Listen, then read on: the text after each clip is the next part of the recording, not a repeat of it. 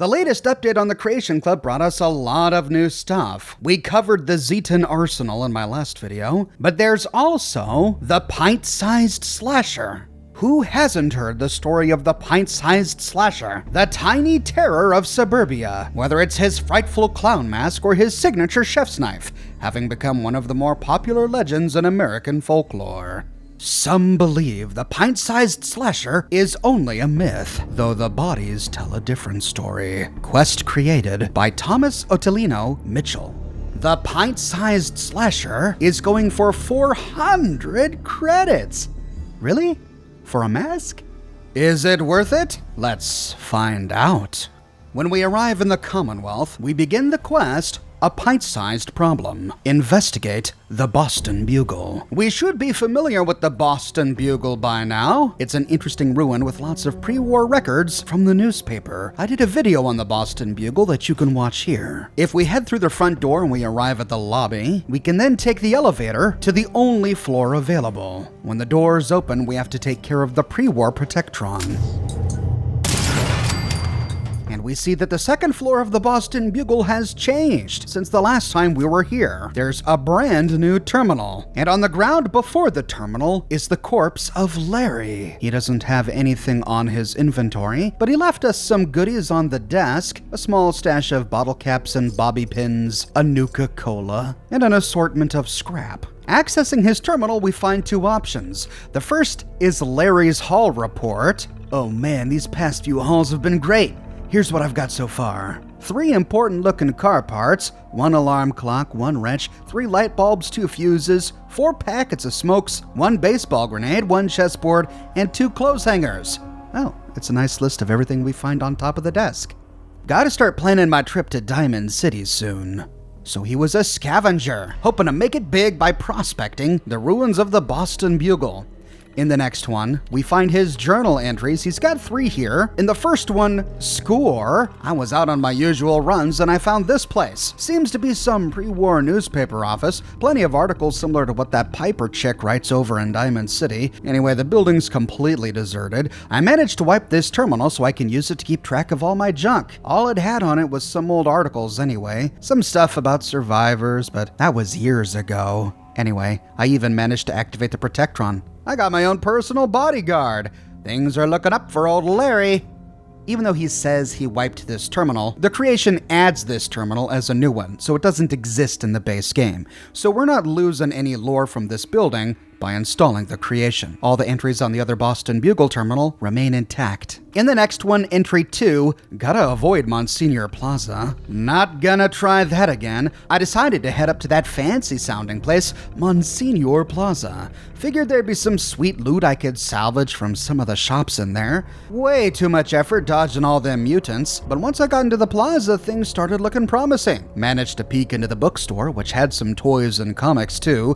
Weirdest thing was that there was some creepy costume in a display box on the counter. But before I could open the box, some raiders found me and started shooting. Worst of all, I had to drop my cap stash. Barely got out alive.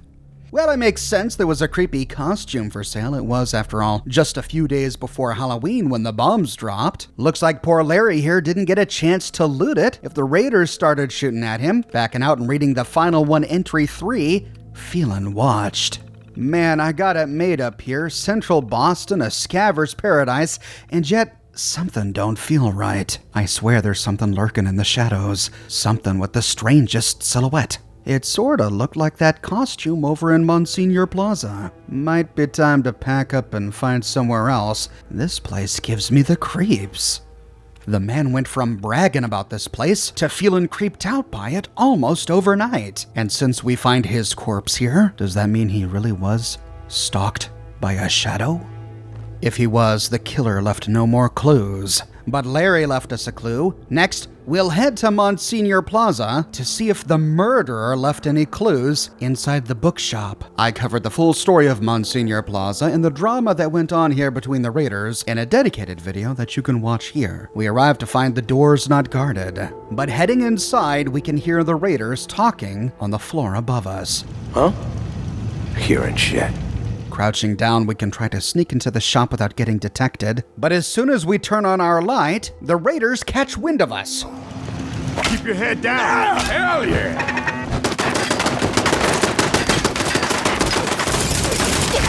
Hit the showers. You are about to be introduced to the U.S. Army. Every day is a good day to die. Another glorious day in the U.S. Army. With the place clear, we can head back to the shop and see if we can find any clues. We don't see a Halloween costume on display here, so someone has been here since Larry was last here. We see some blocks, but they just spell the word Betty. At least it's not Gary. And heading behind the counter, we find a brand new terminal called the Store Terminal. In the first store announcements, we find 3 items. Reading poor performance. Once again, we've been performing poorly. Book sales are at an all-time low. And if this keeps up, we won't be around for much longer. Lean on the customers, try and bundle some stock. We need to pull out all of the stops. Book sales were down, eh? I wonder if the media was blaming terminals, kind of like how they blamed tablets and mobile phones when book sales went down in our world. And the next one, Automatoy's partnership. In light of our weak sales performance, we're going to start the process of diversifying our product lineups. We'll still stock books, comics, and stationery as we always have, but now we'll be welcoming some of Wilson Automatoy's finest products onto our store shelves. This is only the beginning. We'll be announcing more new exciting partnerships in the near future.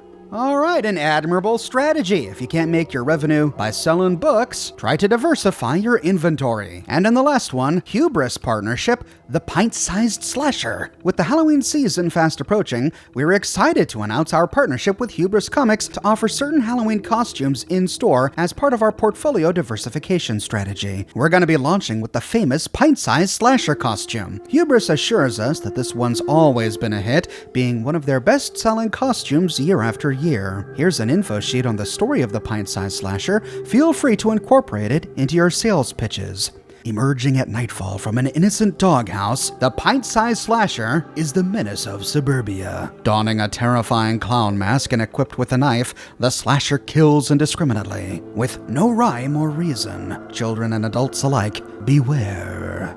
Backing out of store announcements, we can move on to weekly sales numbers. This week's sales so far: books, comics, and magazines, 4 astoundingly awesome tales, 7 unstoppables, 19 Groganak the Barbarian, 2 Robco Fun, and 1 Total Hack. Stationery, 11 ballpoint pens, 22 pencils, 3 staplers, and 12 clipboards. Too bad we don't find staplers in the game. Other, 3 toy Nuka-Cola trucks, 7 toy rocket ships, and 8 pint-sized slasher costumes. So it looks like their bread and butter was still books and magazines. Even though they diversified into toys, they didn't sell a lot. But selling 8 costumes in 1 week is something to brag about, that's for sure. On the countertop next to the terminal, we see a completely smashed display box. When we activate it, it seems the display box was recently smashed open and its contents removed. Okay. What clues can we divine from this? Let's inspect the shop more closely. On a bookshelf against the western wall, we find a torn note. Only mine. He wants to take it from me, but I won't let him. It's mine, not his. Mine. Uh-oh. Someone observed Larry examining the pint-sized slasher costume. And then when Larry was chased out of Monsignor Plaza, this someone took the costume and tracked down Larry. Was he a raider or someone else? We find our final clue in the rubble on the floor, and it's really hard to see. Without the quest marker, it's pretty much impossible to see. A scratched subway token. The subway token has College Square etched onto the surface. The lack of dust suggests it was dropped recently. Okay, so are we to believe that the murderer used a subway token to take the subway to College Square? Because I don't think that's a lore-friendly explanation. Let's try another one. Maybe he was at College Square first and happened to find one of these tokens which he cherished and began to polish with his fingers. Then he left College Square, searching for an identity. He stumbled upon Monsignor Plaza, hid from the raiders, where he discovered the pint-sized slasher costume. But before he was able to take it, he was interrupted by Larry, and Larry's interest in the costume made this murderer jealous. So he takes the costume, accidentally drops his College Square Metro token, but then tracks Larry deeper into Boston, to murder him. Then, discovering he's lost his precious token, he heads back to College Square to try and retrieve a new one. Okay, that can work. I covered College Square in a recent video, which has its own interesting post-war raider history. You can watch that video here. But after clearing the ghouls of College Square, we can try to hunt down this murderer by heading into College Square Station. Here we find even more ghouls, and after killing them all, we find something new when we arrive at the northeasternmost train tunnel. A campfire, and next to it, a red doghouse. Inside the doghouse, we find a cap stash. That must have been the one Larry dropped inside the bookstore that this murderer must have stolen. There's a chem cooler and a first aid box, another cap stash behind them, and pinned to the front of the doghouse is a note. Behind you. Huh?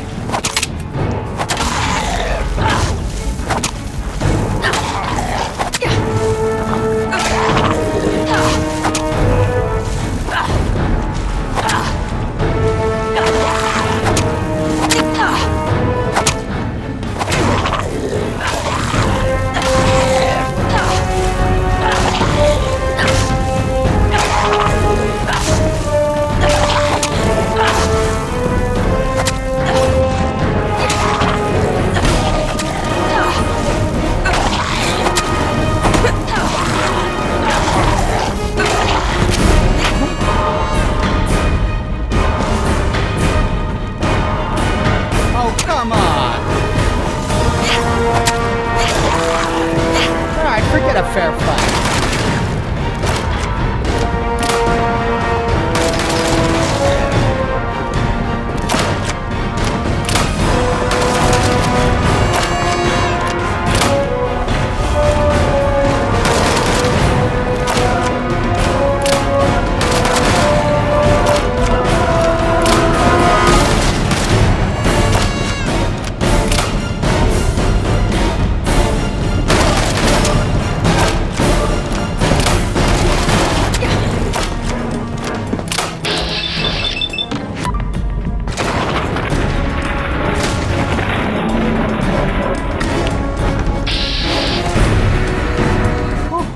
Cow. With the murderer finally dead, we can loot his body, and on his corpse we find the assassin's pint-sized slasher knife. Does 50% more damage against humans. It looks like a steak knife, but this is unique to Fallout 4. We found kitchen steak knives like this in Fallout 3, but not in Fallout 4. So this is a brand new item to the game. We also find the Little Menace's pint-sized slasher costume. Grants +1 to strength, but -1 to perception. Reduces detection from moving, and makes the wearer 15% faster. We also find a College Square key, which I covered in my video on College Square, a stealth boy, which I suppose can account for his almost magical combat abilities, and a note, "No more. I remember those stories my sweet mother told me. The Pint-Sized Slasher. A young child wielding a knife and wearing a horrific clown mask, taking the lives of the innocent. Taken, all taken. My family, taken. My home, taken. My humanity, taken! No more. No more will things be taken from me. I will do the taking now! I have found the mask in Monsignor Plaza. It is mine by right, and yet someone was trying to take it! I will show him the error of his ways. Okay, crazy guy. But with his costume in our inventory, we see that he was a ghoul, and the story begins to make sense. In his note, he said that his sweet mother told him stories of the Pint-Sized Slasher, a folk tale that was really only told before the war, a murderer that was celebrated on Halloween by companies selling costumes. It's likely that this guy was pre-war, having lived the past 200 years as a ghoul. Perhaps he was at the beginning stages of going feral. Maybe that can explain how he was beginning to lose his mind. And as his mind began to go, his childhood memories of the Pint-Sized Slasher emerged. And so he took the costume to create a new identity for himself as his old one faded away. Taking the costume back to our settlement, we can inspect it in an armor workbench. And it doesn't even appear! Oh, frustrating. We can't modify it, which means we can't add ballistic weave. That is a huge bummer, because without ballistic weave, it only has 5 ballistic damage resist and 5 energy damage resist.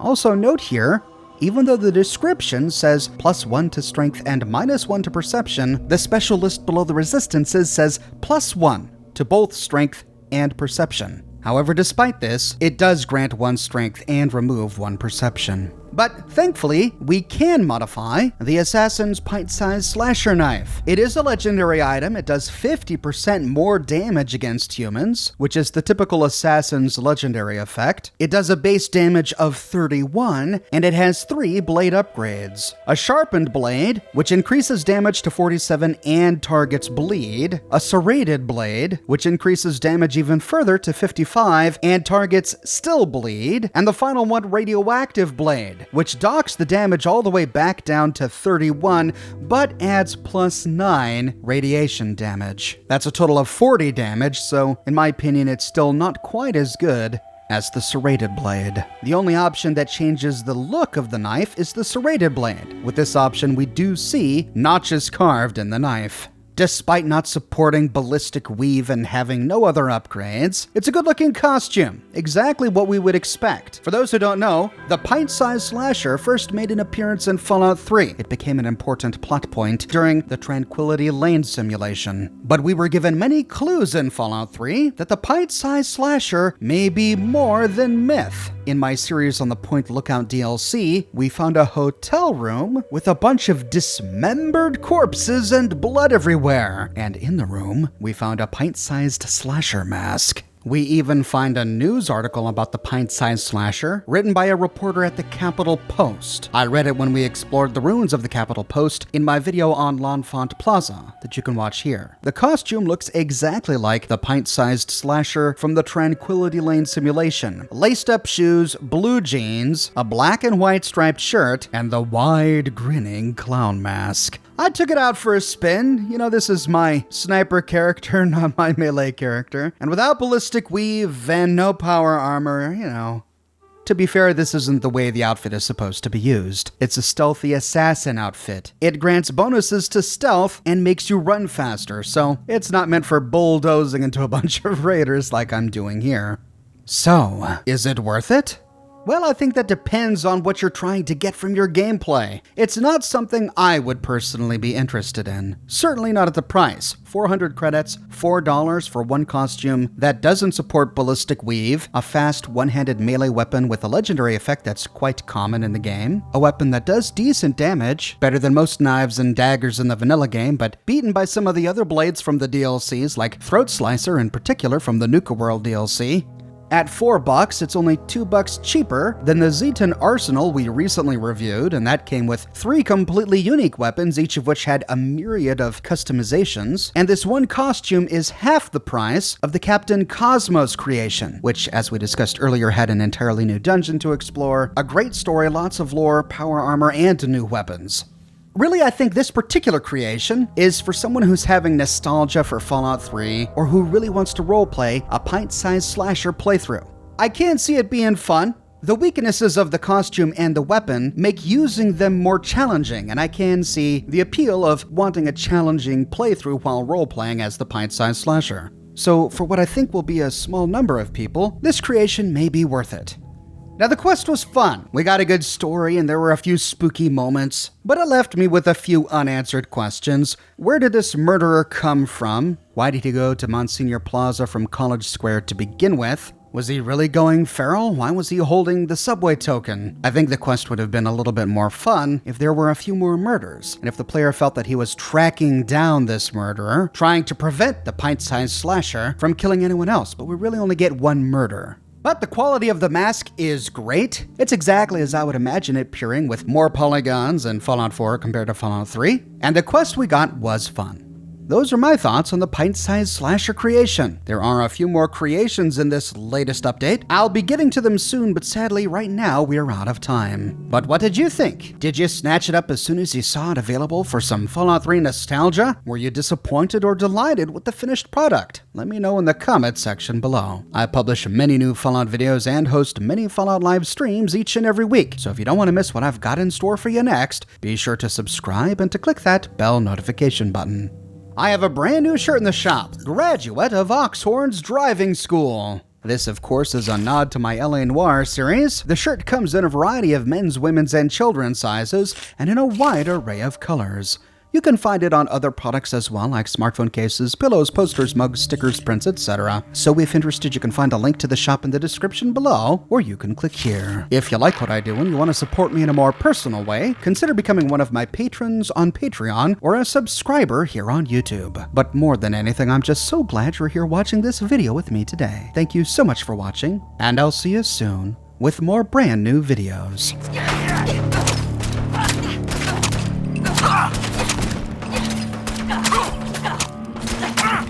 Ah!